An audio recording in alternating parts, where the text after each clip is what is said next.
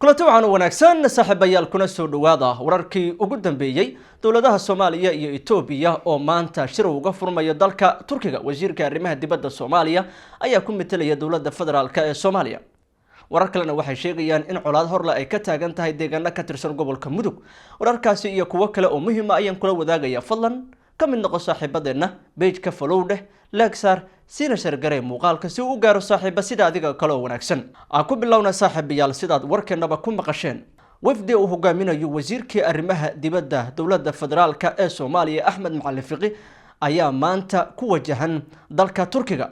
halkaasi waxaa ka furmaya shir ay garwadeyn ka tahay dawladda Turkiga oo u dhaxeeya dawladaha Itoobiya iyo Soomaaliya, maadaama Itoobiya iyo Soomaaliya xiisad diblomaasiyadeed ay u dhaxayday maalmihii la soo dhaafay.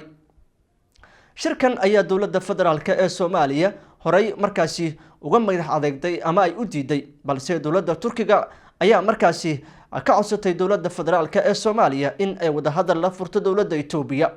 wada hadalkan ayaa imaanaya xilli ra'iisul wasaaraha Itoobiya warqad ka soo baxda dawladda Itoobiya lagu sheegay in waxay iska bedeleen wada hadaladii ama go'aanadii markaasi ee ka dhaxeeyay dawladda Itoobiya iyo maamulka Somaliland. shirkan ayaa maanta waxa uu ka furmayaa magaalada Ankara ee caasimadda dalka Turkiga. wasiirka arrimaha dibadda Soomaaliya Axmed Macalin Fiqi